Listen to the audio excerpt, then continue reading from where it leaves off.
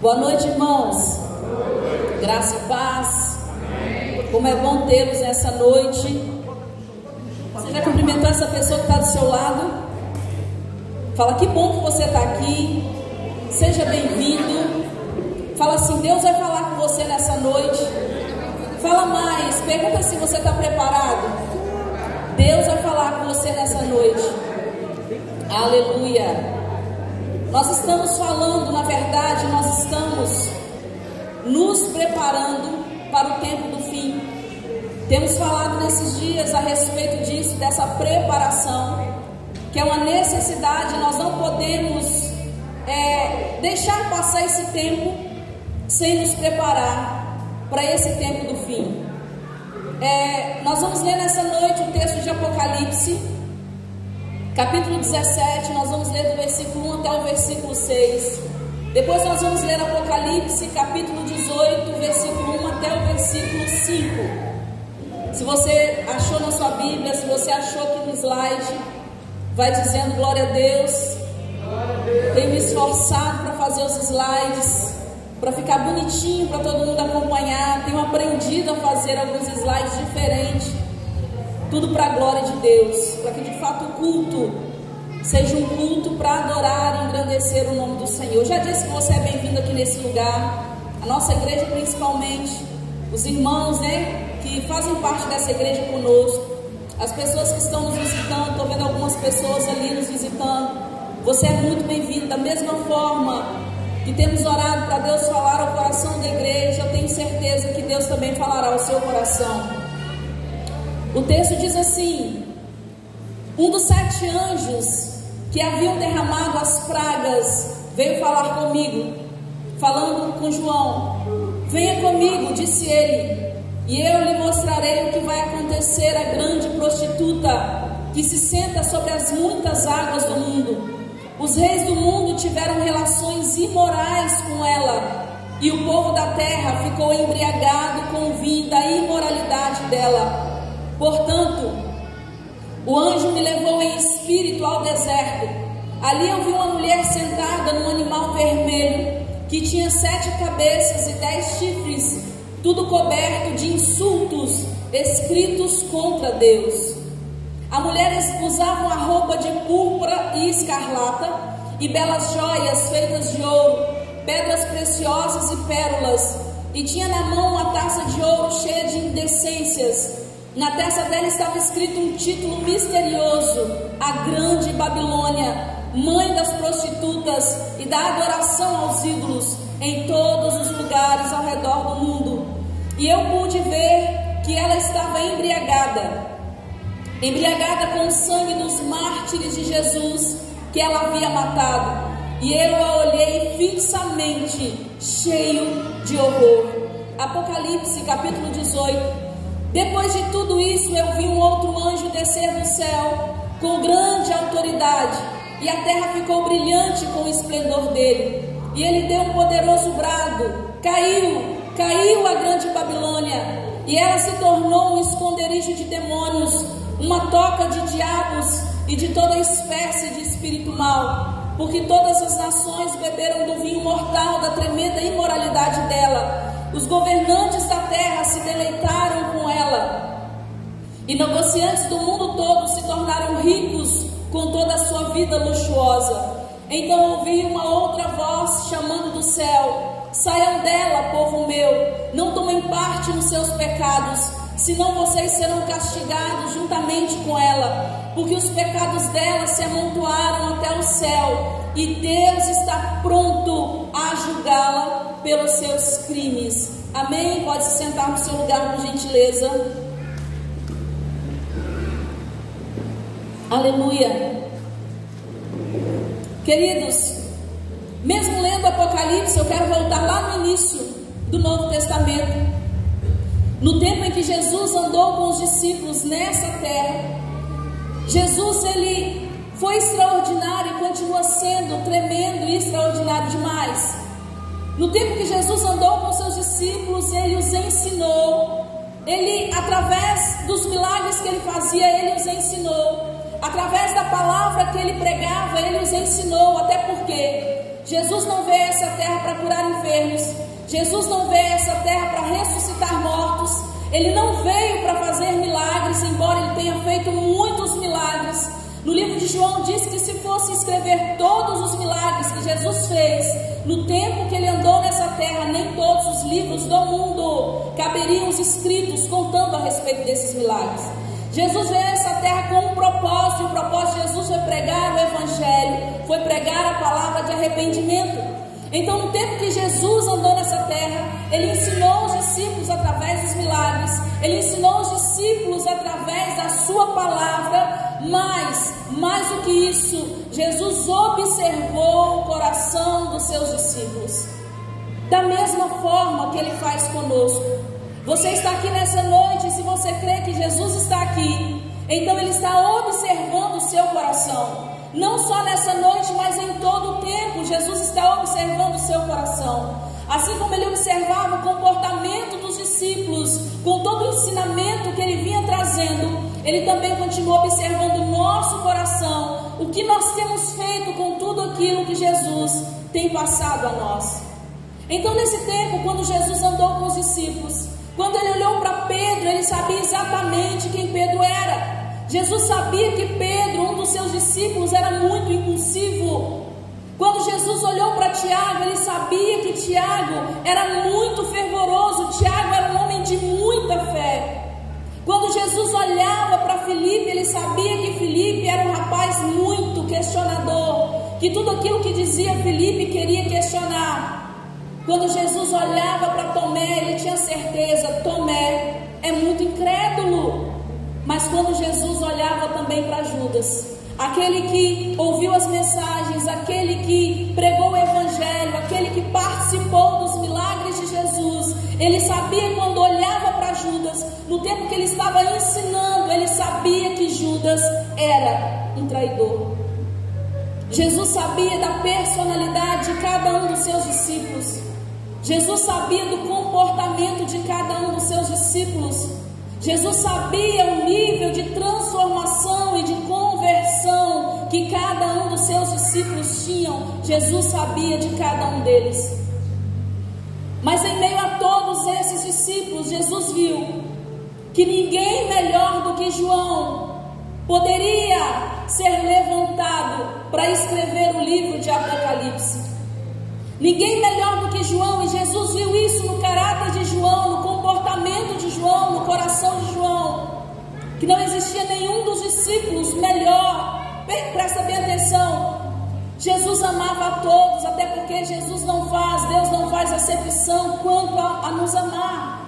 Quanto a amar as pessoas, Deus nos ama de forma incondicional e de forma igual. Mas quanto a usar, Deus faz acepção, sim, porque é de acordo com o nosso coração, é de acordo com o nosso comprometimento. Então Jesus amava os discípulos, mas ele escolheu João para escrever Apocalipse. No livro de João, no capítulo 13, versículo 23, diz: João era aquele a quem Jesus amava. Por algum motivo, essa frase está fixada no texto do Evangelho de João, capítulo 13. Em meio a todos os seus discípulos, Jesus não viu ninguém melhor do que João para confiar as suas revelações. Tamanha responsabilidade daquele que escreveria exatamente aquilo que o Senhor o mostraria na ilha de Patmos, que foi as revelações do Apocalipse. João escreveu o Evangelho de João. Ele escreveu a primeira, a segunda e a terceira epístola de João. E ele também escreveu o livro de Apocalipse. No texto do Evangelho de João, como eu disse anteriormente, mostra o nível de intimidade que João tinha com Jesus. Uma intimidade que nenhum dos outros discípulos tinham. Nenhum dos outros discípulos ousava chegar perto de Jesus como João chegava. Em um dado momento, quando eles estavam participando da última ceia, Jesus disse a eles: um de vocês vai me trair. E de repente eles começam a questionar: quem vai trair o Senhor? Quem vai trair o Senhor? E João estava sentado perto de Jesus. Olha o nível de intimidade que João tinha com Jesus. E Pedro, tão impulsivo, mas que não tinha coragem nem a ousadia de fazer essa pergunta para Jesus. Ele fez sinal para João, para que João perguntasse a Jesus quem é que iria trair. Então o texto diz que João reclina, ou seja, ele encosta a cabeça no peito de Jesus e faz a pergunta. O versículo 23 da Bíblia diz, na Bíblia Viva diz que como o seu amigo mais íntimo, olha que tremendo isso, João como seu amigo mais íntimo reclina, encosta a cabeça no seu peito e faz essa pergunta. Ninguém melhor que João para escrever o livro de Apocalipse, as revelações de Deus para nós. No Salmos 25, no versículo 14 diz: o Senhor confia os seus segredos aos que o temem e os leva a conhecer a sua aliança.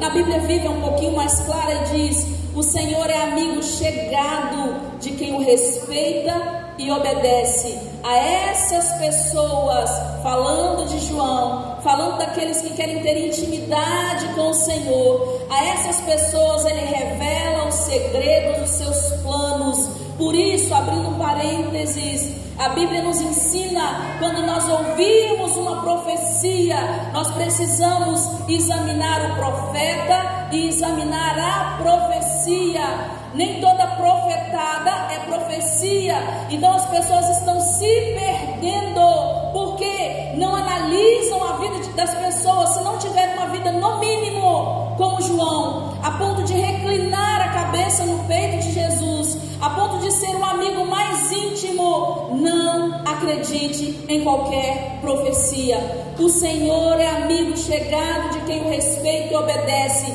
A essas pessoas ele revela os segredos dos seus planos. Quando nós falamos de Daniel, Daniel também era amado por Deus, é claro. Jesus não tinha nascido terrenamente falando, vindo ainda a nível terreno nessa terra, mas Daniel já tinha tido um vislumbre do que estaria por vir nesse tempo do fim. Daniel já tinha tido um vislumbre pelas revelações, as poucas revelações que ele tinha, não a totalidade, porque a totalidade veio no livro de Apocalipse. Ele tinha tido um vislumbre daquilo que viria, daquilo que estava por vir no futuro. Isso lá no Antigo Testamento, ele já tinha tido um vislumbre do que seria o futuro. E Daniel ficou apavorado com aquilo que ele viu. E em um dado momento, Deus diz para ele no capítulo 12, no versículo 24: e tu, Daniel, encerra estas palavras, falando das revelações que tinham vindo a ele. Sela este livro até o fim do tempo. Muitos correrão de uma parte para outra, e o conhecimento se multiplicará. Se nós formos procurar sinais, irmãos, olha só os sinais aqui no livro de Daniel, como tantos outros que estão lá no livro de Daniel. Muitos correrão de uma parte para outra, e essas coisas têm acontecido nos nossos dias. As pessoas estão preocupadas com qualquer outra coisa, menos com servir a Deus, menos em ter uma vida de fato de intimidade, de relacionamento com o Senhor. A outra parte diz: e o conhecimento se multiplicará. Deus falou isso com Daniel lá atrás, que esse livro seria revelado, seria aberto no tempo do fim, no tempo em que muitos estariam correndo de uma parte para outra. Isso tem acontecido, e o conhecimento de muitos, o conhecimento se multiplicará. Isso também tem acontecido.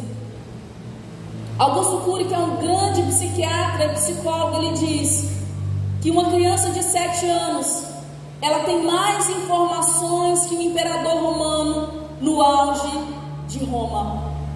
Quando Deus confiou a João escrever as revelações de Apocalipse, a escrever os planos futuros para a humanidade, é porque neste tempo, este livro das revelações precisariam ser abertas para a igreja de hoje. Amém, queridos? Amém. Irmãos, eu nunca entendi Apocalipse como eu tenho entendido hoje. Não por falta de estudar, mas por algum motivo Deus tem trazido mais clareza. Por algum motivo Deus tem aberto os olhos da igreja para um entendimento, aberto os olhos do entendimento, para que a gente possa ter uma postura diante daquilo que nós temos falado. Nós falamos bastante, irmãos, esse é o tempo, hoje é o dia. Eu tenho dito essas coisas. As pessoas que sobem aqui para pregar têm dito essas coisas. Por quê? Porque o tempo de Deus para nós é urgente. Nós precisamos remir o tempo. A Bíblia fala porque os dias são maus. E se eu pudesse acrescentar, os dias são muito maus. Então Deus confiou a João pela fidelidade, pela intimidade, porque Deus sabia que João passaria exatamente aquilo que ele ouviria lá na ilha de Patmos. E nesses últimos dias, com as coisas que têm acontecido a nível global, nós vemos isso todos os dias, nós temos os sinais todos os dias, nas mídias, nas redes sociais, nós ouvimos falar. Então, com tudo que tem acontecido, há uma necessidade do livro de Apocalipse se descortinar para nós. E é tão impressionante que quanto mais nós lemos, quanto mais nós entendemos, nós podemos ver. E se Deus quiser, semana que vem eu quero trazer uma mensagem sobre isso. Deus me deu inspiração da mensagem, mas não era para pregar nesse domingo, já aproveitando para fazer a propaganda. Essa mensagem é para a semana que vem, uma mensagem impressionante demais, uma mensagem extraordinária demais. Então, queridos, tudo que nós lemos em Apocalipse, você vê que tem ligação lá em Gênesis 1. Você vê e a mensagem vai falar exatamente sobre isso, como o Apocalipse está ligado em cada texto, em cada frase, em cada palavra, dentro da palavra de Deus. Está interligado em tudo que Deus fez, em toda a história, em tudo que Deus escreveu ali na Bíblia Sagrada. Então o livro de Apocalipse tem descortinado para nós. Deus tem trazido palavras de uma clareza muito grande. Não tem ninguém aqui que ouça essas palavras, que ouve essas palavras e diz assim: olha, eu não entendi nada do que foi dito no culto. Sabe, dizer assim: olha, eu estou boiando, eu estou por fora, eu não entendi nada. Eu tenho certeza que o Espírito Santo tem testificado no seu espírito, que o Espírito Santo tem trazido luz ao seu entendimento, e você sabe exatamente aquilo que Deus quer falar a você.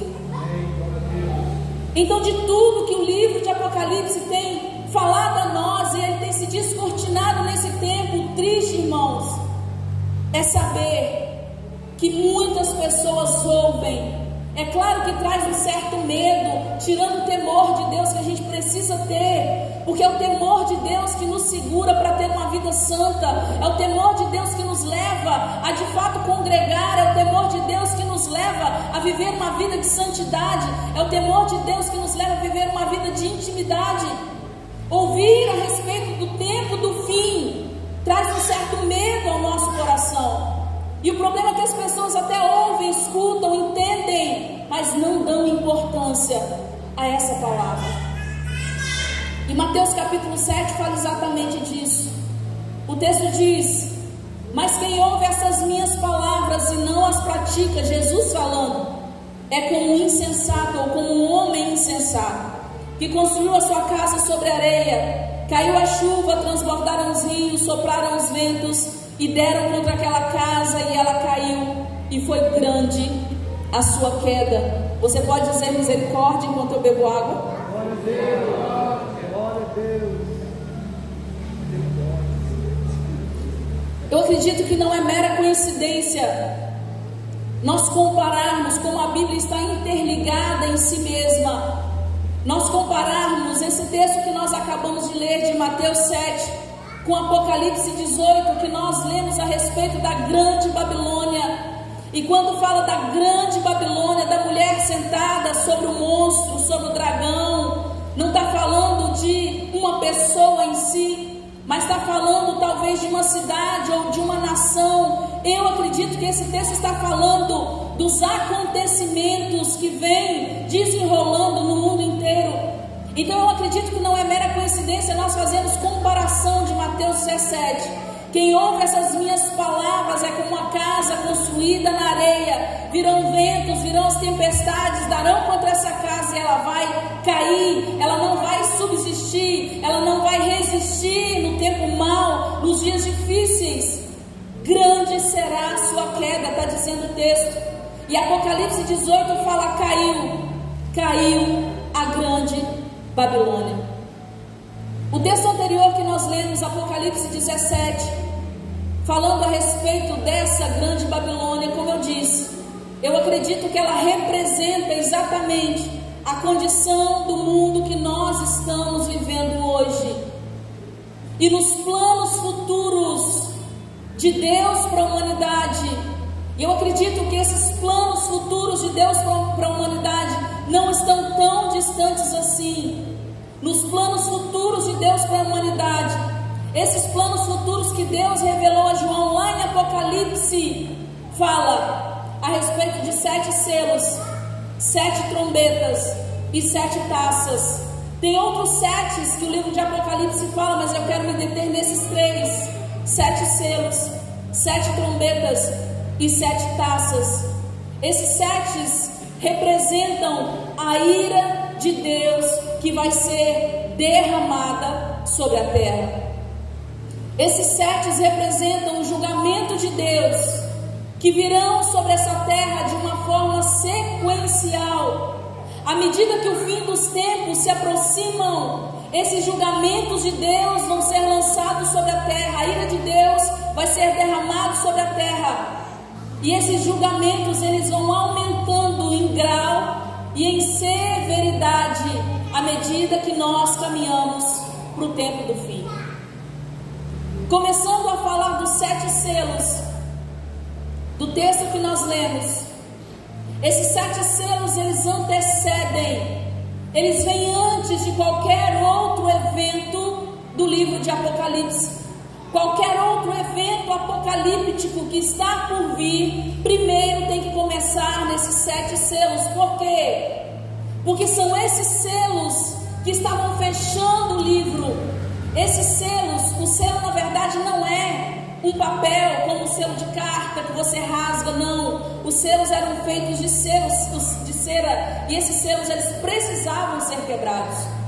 Apocalipse capítulo 5 começa a falar desses selos, eu vou ler agora há pouco. E Apocalipse 6 começa então a abertura dos selos. Quando esses 6 selos são abertos, são liberados 4 cavaleiros do Apocalipse. E esses 4 cavaleiros do Apocalipse, eles trarão ruína sobre a terra. Esses 4 cavaleiros do Apocalipse, eles trarão caos sobre a terra. Esses 4 cavaleiros do Apocalipse que serão liberados quando esses 7 selos forem abertos, eles trarão destruição sobre toda a terra. O cavalo branco com o seu cavaleiro representa o anticristo. O anticristo, ele vai agir nos 7 anos de tribulação. E esses 7 anos de tribulação que o anticristo vai estar agindo, vai ser a preparação para a entrada da besta. Aquele dragão que você ouve falar. Tem um texto no Apocalipse que fala da serpente que tentou Eva lá no Éden. Aí fala, é aquele mesmo dragão, é aquela mesma serpente que estava no Éden. Quando lá em Apocalipse fala a respeito do dragão, e esse dragão é a besta. Então o cavalo branco e o seu cavaleiro, que é o anticristo, virá para preparar o caminho para a chegada da besta. Por isso virão esses 7 anos de tribulação sobre a terra. O cavalo branco, o cavalo vermelho, com o seu cavaleiro, ele trará guerra sobre a terra. O cavalo preto, com o seu cavaleiro, ele trará fome sobre a terra. O cavalo amarelo, ou pardo, ou pálido, algumas traduções mudam. Esse cavalo amarelo com o seu cavaleiro, ele trará morte sobre a terra. Esses selos serão abertos. Esses selos, ou nós podemos chamar de marca, porque tem o mesmo significado, indica autenticidade, indica veracidade. Esses selos, eles precisavam ser quebrados para que o livro fosse aberto, ou seja, o livro estava selado com 7 selos. Isso estava dizendo que esse livro é real e tudo aquilo que está escrito ali é verdade, vai acontecer.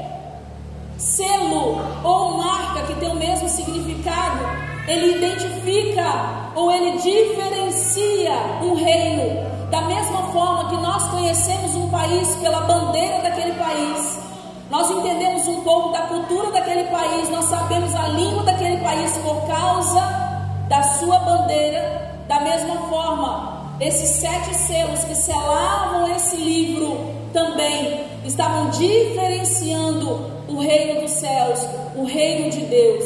Então cada selo que é aberto, um segredo do juízo de Deus, vai ser revelado a toda a humanidade. Por isso o nome Apocalipse, por isso o nome Revelação. Os selos, eles são o início do cumprimento das profecias, e essas profecias, elas vão se cumprir exatamente na tribulação. Glória a Deus. Glória a Deus. Aleluia. Você entende isso? Diga amém. Amém. Esses selos serão o início de todos os acontecimentos proféticos. Esses selos são uma parte dos eventos do fim do mundo. Só que precisaria de alguém para abrir esse livro, para quebrar esses selos e abrir esse livro. E o texto diz que não foi achado ninguém no céu, não foi achado ninguém na terra digno de abrir o livro, para que esse livro das revelações fosse descortinado, fosse lido, fosse revelado. Ninguém foi achado, porque precisaria dessa pessoa que para abrir esse livro, para quebrar os selos, essa pessoa precisaria ter uma autoridade máxima. E essa autoridade máxima, ela tinha que ser reconhecida tanto no céu, quanto ser reconhecida na terra.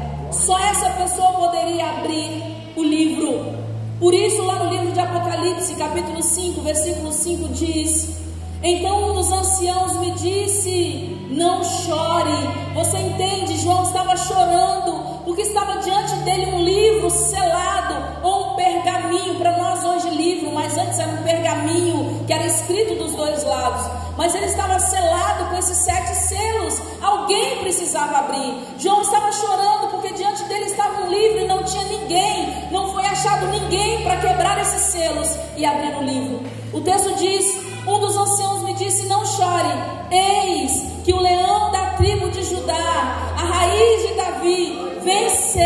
Está dizendo que ele venceu na terra, ele venceu nos céus, ele tinha autoridade máxima para quebrar o selo e abrir o livro. Ele venceu para abrir o livro e os seus 7 selos. Você pode dar um forte aplauso ao Senhor. Aleluia, glória a Deus. Aleluia! Jesus, o Cordeiro de Deus, tinha autoridade, e só ele tinha autoridade para abrir o livro, quebrar os selos e abrir o livro. Depois que esses selos são abertos, começam então a ser tocadas as 7 trombetas. O livro de Apocalipse vai revelando a nós que essas 7 trombetas serão tocadas, cada uma com um anjo. São 7 anjos com 7 trombetas, e cada uma vai ser tocada, uma de cada vez. E quando essas 7 trombetas forem tocadas, acontecimentos terríveis virão sobre a terra, e vão acontecer dentro da tribulação, que vai durar 7 anos. Daniel capítulo 9, versículo 27 diz: uma das revelações que veio para Daniel lá atrás no Antigo Testamento: esse rei, falando do anticristo, fará um tratado de paz com Israel, que deverá durar 7 anos. Depois de 3 anos e meio, ele quebrará a sua palavra, vai obrigar os judeus a parar com todos os sacrifícios e ofertas religiosas, e depois, como ponto alto de todas as suas maldades, esse inimigo, falando do anticristo, vai desrespeitar horrivelmente o templo de Deus. Mas na hora exata em que Deus planejou, o terrível castigo acontecerá de repente contra este perverso. Essa tribulação que virá, Daniel está falando 7 anos de tribulação. Esses 7 anos vão ser divididos no meio. Vão começar 3 anos e meio de tribulação, depois 3 anos e meio da grande tribulação, ou seja, vai começar ruim, depois a coisa vai piorar nos últimos 3 anos e meio de tribulação. Ao todo, 7 anos de tribulação. E a tribulação vai acontecer no mundo inteiro ao mesmo tempo. Todas as casas, todas as famílias, todas as cidades, todos os países, todas as raças do mundo inteiro, aqueles que estiverem nessa terra vão passar ao mesmo tempo. A terra inteira vai estar envolvida ao mesmo tempo dentro da grande tribulação. Primeiro nós falamos dos selos que foram abertos para que o livro fosse revelado. Os selos foram abertos, os cavaleiros do Apocalipse são liberados sobre essa terra e coisas terríveis vão acontecer. Depois que os selos são abertos e tiverem esses acontecimentos, as trombetas, as 7 trombetas serão tocadas e depois virão as 7 taças da ira de Deus. Essas 7 taças da ira de Deus representam o juízo de Deus sobre a terra, sobre todos aqueles que não se arrependeram. Essas 7 taças de Deus representam o juízo de Deus sobre todos aqueles que são contra a sua vontade. Tem um texto de Romanos, capítulo 8, versículo 31, nós gostamos muito desse texto, que diz: que diremos, pois, diante dessas coisas? O apóstolo Paulo falando: se Deus é por nós, quem será contra nós? Se Deus é por nós, quem será contra nós? Isso é poderoso demais. Mas como eu ouvi alguém dizer certa vez: e se Deus for contra nós? O texto diz que ninguém pode ser contra nós se Deus é a nosso favor. Mas se Deus for contra nós, e a taça da ira de Deus vai ser derramada justamente sobre aqueles que Deus está contra. Tiago capítulo 4, no versículo 4 diz: portanto, qualquer que quiser ser amigo do mundo constitui-se inimigo de Deus. Se aquele que é amigo do mundo se torna inimigo de Deus, então Deus está contra essa pessoa. É muito pesado falar essas coisas, porque é melhor ouvir: Deus me ama, Deus me entende, Deus sabe do meu coração. E eu costumo dizer: pior para nós, Deus saber do nosso coração. Então, queridos, a realidade é: Deus nos ama tanto que Ele está nos dando a oportunidade de rever a nossa vida com tudo aquilo que tem sido dito aqui. Deus sim é a nosso favor se nós o obedecermos, se nós de fato vivermos uma vida de santidade, se nós de fato fizermos a vontade de Deus. Mas quando nós somos amigos do mundo, nós nos tornamos inimigos de Deus. Então Deus se torna contra nós. São para esses que as 7 taças da ira de Deus será derramada. Essas 7 taças da ira de Deus será derramada sobre toda a terra neste tempo da tribulação. E as taças da ira de Deus serão derramadas quando o nível de iniquidade deste mundo se completar, quando o nível de pecado deste mundo se completar. Se eu fosse olhar por mim, Deus usou de misericórdia pela minha vida. Eu acho que eu não devia só 500 denários, eu devia muito mais. E no tempo da graça nós temos que dar tudo ao Senhor. Não é dar pouco, não é dar aquilo que eu acho, não, é a minha vida, eu tenho que dar tudo.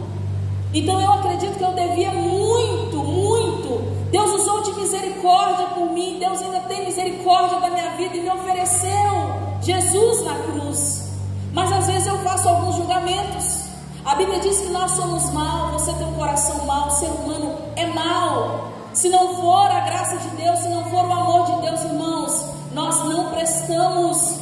Eu costumo dizer que se tirarmos Deus de nós, não vai restar nada em nós, a não ser uma natureza corrompida pelo pecado. Então, mesmo sendo alcançada pela graça e pelo favor de Deus, Às vezes eu faço algum julgamento. Se eu fosse medir o nível de pecado deste mundo, vendo algumas atrocidades que têm acontecido, eu diria: Jesus, volta hoje. Já derrama logo, leva quem o Senhor vai levar para o céu e derrama logo de uma vez as 7 taças da sua ira. Não derrama uma por uma, para não dar tempo de ninguém se arrepender. Derrama logo tudo, as 7 taças da sua ira. Mas por causa da misericórdia, lembra disso, nós não merecemos. A graça de Deus é misericórdia sobre as nossas vidas. Por causa da misericórdia de Deus, Ele está esperando que o nível de pecado, de prática de pecado do mundo, que o nível de pecado encha essas taças da ira dele, para que elas sejam derramadas. Para você entender melhor, lá no livro de Gênesis, no capítulo 15, no versículo 16. Glória a Deus. Glória a Deus. Deus fez promessas a Abraão. Abraão era amigo de Deus. Amigo é aquele que é íntimo. Deus fez algumas promessas a Abraão, e dentro dessas promessas Ele disse que toda a descendência de Abraão seria abençoada. Eu faço parte da descendência de Abraão. Abraão foi o pai da fé. Se eu creio, eu também sou filho de Abraão. Amém? Então eu faço parte dessa descendência. Você precisa fazer parte dessa descendência. Então Deus fez promessas a Abraão, e dentro dessas promessas Ele disse: olha, o seu povo vai herdar a terra de Canaã. Mas, aí vem Gênesis 18:20, portanto, o Senhor disse a Abraão, aliás, na 4ª geração, Gênesis 15:16, na 4ª geração, os seus descendentes voltarão para cá, falando que o povo de Israel iria para o Egito, viveria como escravo por 400 anos, depois eles sairiam do Egito e entrariam na terra prometida, que é Canaã. Na 4ª geração, seus descendentes voltarão para cá, porque Deus não podia destruir aquele povo. Olha o que o texto diz: a maldade dos amorreus ainda não atingiu a medida completa. Não atingiu a medida completa, no caso, o pecado daquele povo. Deus é misericordioso demais. A promessa dele era sobre Abraão, ele levantaria um povo segundo o seu coração, mas ele estava esperando a medida do pecado, da iniquidade daquele povo atingir o nível máximo para que ele pudesse enviar destruição sobre a terra.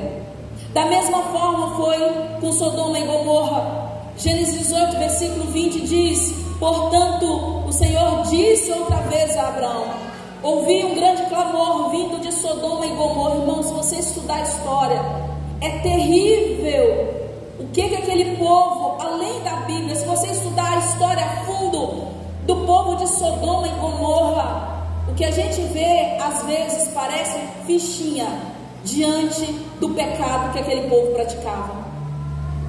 Então o Senhor diz: eu ouvi um grande clamor vindo de Sodoma e Gomorra, porque o pecado dessas duas cidades é extremamente grave. Ou seja, o nível de pecado, de iniquidade já havia atingido o nível máximo para que Deus derramasse a ira dele sobre aquela cidade. E você sabe que caíram pedras de fogo sobre aquela cidade e destruiu toda ela.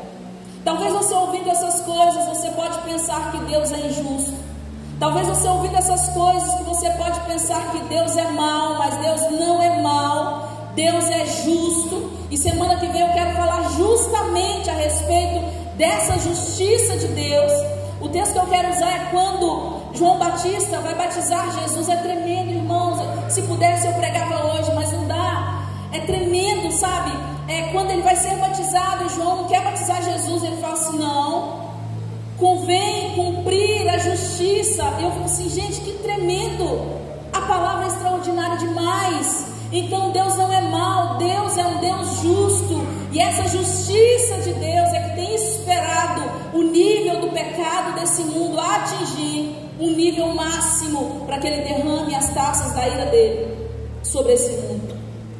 É necessário, não é porque Deus é mau, mas é porque o mundo vem caminhando a passos largos para a perdição. Por isso é necessário que todos esses eventos aconteçam, para que realmente venha o fim. O livro de Apocalipse, é o desfecho final, tudo vai terminar ali, de toda a história da humanidade. E Apocalipse foi escrito justamente para que nós, igreja, não fôssemos pegos de surpresa, para que nós, igreja, não fôssemos pegos desprevenidos. Marcos capítulo 13, versículo 35 e 36 diz: Glória a Deus. Vigiem bem, ou prestem atenção, fiquem atentos, porque vocês não sabem quando eu virei. Jesus dizendo: se à tarde, se à meia-noite, de madrugada ou pela manhã, que vocês não sejam encontrados dormindo. Jesus está nos dando sinais. O mundo está gritando sinais para nós. Está tudo muito visível. Nós podemos ver hoje, irmãos, a dificuldade de pregar o Evangelho. Nós podemos ver hoje a dificuldade das pessoas se renderem a Jesus, a dificuldade de trazer, de convidar alguém para vir à igreja. Essa pessoa realmente, não, eu quero esse Deus, eu quero servir esse Deus. As distrações desse mundo estão muito mais atrativas para essas pessoas do que o Senhor. Sem contar, falando de dentro de casa, sem contar da mornidão espiritual. E a Bíblia diz também em Apocalipse que Deus não aceita quem é morno. Se nós estivermos mornos, Ele vai vomitar-nos da sua boca. Então a igreja tem passado por esse tempo de mornidão espiritual. A falta de interesse pelas coisas de Deus, você pode observar, isso já começou, são sinais. Mateus capítulo 10, versículo 39, diz: quem procura os seus próprios interesses nunca terá vida verdadeira. E aqui está falando da vida eterna. Quem procura os seus próprios interesses nunca terá a vida eterna, mas quem esquece a si mesmo, porque é meu seguidor, esse terá a vida verdadeira. Glória a Deus. Aleluia! Você acredita que você já tem a vida eterna? Diga glória a Deus. Então, queridos, nós já temos vivido esses sinais. Outros sinais que nós temos vivido é a apostasia, o abandono da fé. Isso também já começou e já faz tempo que começou. Quantos maus testemunhos, irmãos, nós vemos? Pessoas que frequentam igrejas e dão maus testemunhos. Por quê? Preparando o caminho para o anticristo. Estão sendo usados pelo diabo e nem se deram conta, ou talvez se deram conta, mas não se importam. Ouvem a palavra, tem até um certo medo, mas depois passa, não dão importância a essa palavra.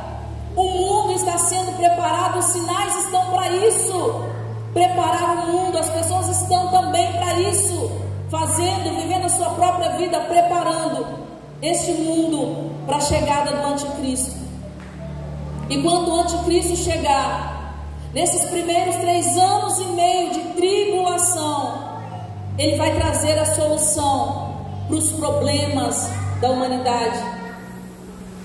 E o ser humano, ele vive sobre um tripé, podemos dizer assim. Ele tem 3 buscas que são constantes, que são incessantes na sua vida. Todo ser humano tem essas 3 buscas incessantes, esses 3 desejos incessantes na sua vida. E o anticristo virá para resolver amigavelmente, para nos dar, para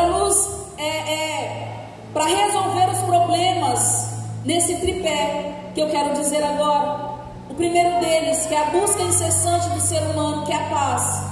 Ele trará acordo de paz em países que há décadas vivem em guerra.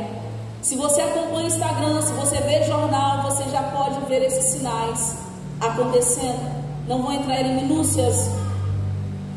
Também um outro tripé que o ser humano busca incessantemente é a saúde. O anticristo trará cura para doenças incuráveis. Não tem jeito, ele virá e vai curar as pessoas. Apocalipse capítulo 13, versículo 13 diz que a besta, ele vem para preparar o caminho para a besta. realizava grandes sinais à vista da humanidade, de maneira que fazia até descer fogo do céu para a terra. Tudo isso vai acontecer nesse tempo. Outro tripé que a humanidade, todo ser humano busca e busca incessantemente é o dinheiro, e com o dinheiro também a fama. Então ele dará a solução para todo problema financeiro. Ele vai cessar a fome da terra. O anticristo, ele vai realizar todos os desejos daqueles que permanecerem aqui, que estiverem vivendo na tribulação. Ele vai ser como o gênio da lâmpada. Aquilo que você desejar, ele vai fazer. Aquilo que as pessoas mais desejam, ele vai fazer. E tudo isso irá acontecer justamente nesses primeiros 3 anos e meio. Depois, logo após, ele vai se manifestar e revelar a sua verdadeira face. Porque tudo que ele vai fazer pelas pessoas vai ser bonzinho, vai trazer paz, vai saciar a fome, vai realizar desejos, vai trazer saúde, vai curar as pessoas. Tudo isso terá um preço. Mas eu quero te perguntar nessa noite, no meio de todo esse caos, quando os 7 selos forem abertos, quando as 7 trombetas começarem a ser tocadas, em meio a todo esse caos, quando as 7 taças da ira de Deus começarem a ser derramada, onde você vai estar? Onde a igreja vai estar? Onde os seus filhos vão estar? Onde a sua família vai estar? Os crentes radicais, que não se corrompem com o pecado, os crentes radicais que não se associam com a grande Babilônia, onde vão estar? Quando, em meio a todo esse caos, quando vai acontecer o arrebatamento da igreja? Quando vai acontecer o arrebatamento daqueles que permaneceram fiéis, servindo ao Senhor, mesmo em tempo de caos, reclinando a cabeça no seu peito, vivendo uma vida de intimidade? Quando vai acontecer o arrebatamento da igreja? Glória. Arrebatamento significa raptar ou arrancar a força.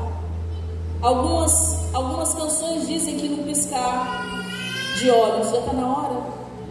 Glória a Deus. Aleluia. Como diz Elisete, aleluia. Entende isso, queridos? Eu tenho que parar aqui para você ficar curioso, para você ficar curiosa e voltar semana que vem. E eu quero te desafiar, não só voltar, mas trazer alguém semana que vem.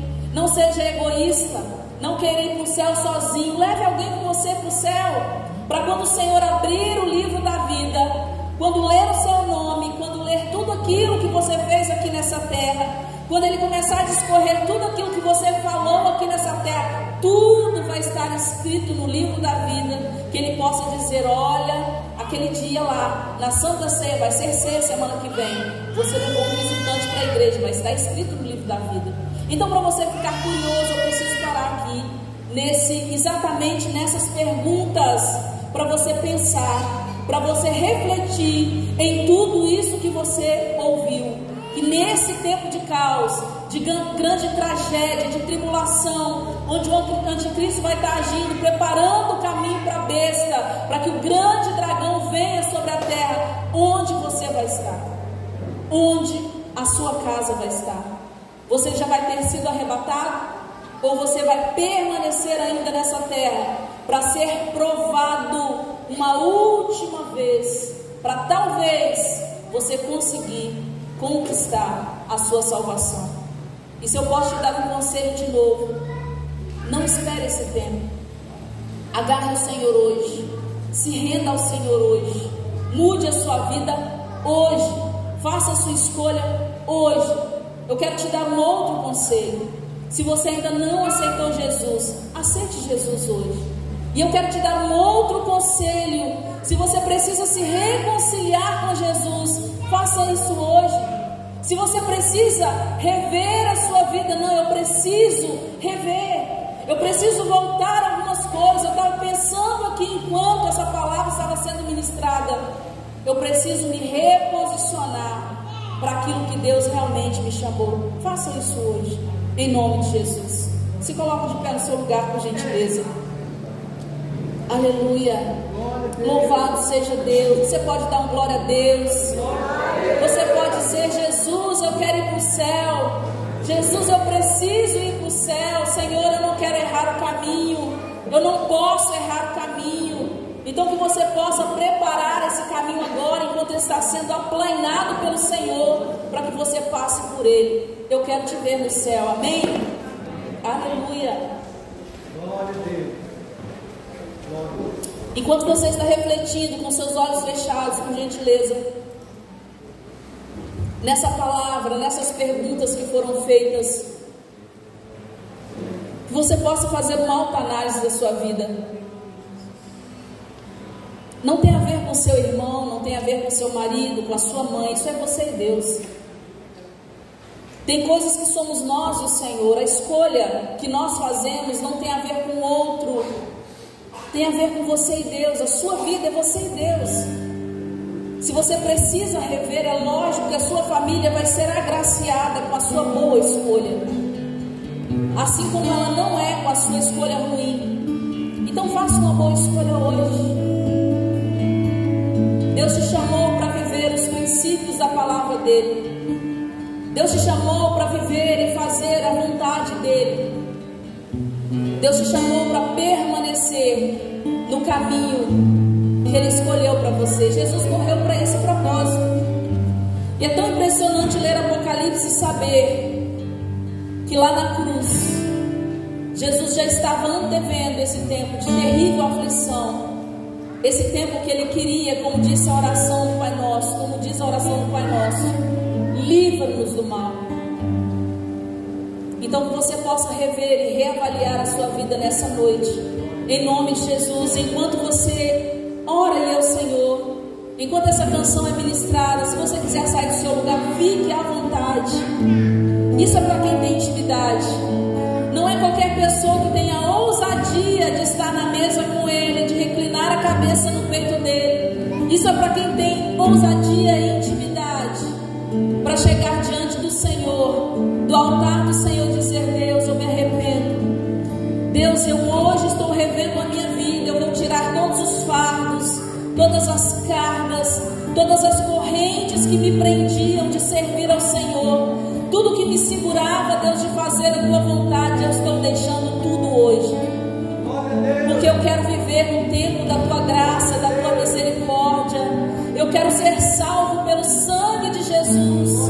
Eu não quero passar por esse tempo de tribulação e ter que pagar com a minha própria vida a minha salvação. Não, eu quero aproveitar esse tempo hoje e consertar a minha vida com o Senhor. Aleluia. Senhor, em nome de Jesus, eu sei que o Senhor falou a todos os corações aqui, ó Pai. Eu sei que não é fácil tomar uma decisão verdadeira, não é fácil. E permanecer nessa decisão não é fácil, porque decisões implicam em abrir mão de muitas coisas. Mas por amor a Ti, Senhor, a quem muito é dado, Senhor, também muito é cobrado. Como foi lido o texto, quem muito é perdoado, também muito ama ao Senhor. Então que nessa noite, por gratidão, possamos olhar para o nosso passado e ver o quão misericordioso o Senhor foi por nós, o quão misericordioso o Senhor foi conosco e nos perdoou de gravíssimos pecados. E hoje, ó Pai, como um gesto de amor, nós rendemos a nossa vida completamente a Ti, fazendo, Deus, não mais a nossa vontade, mas fazendo a Tua vontade, ó Deus, nessa terra, assim como ela é feita nos céus. Em nome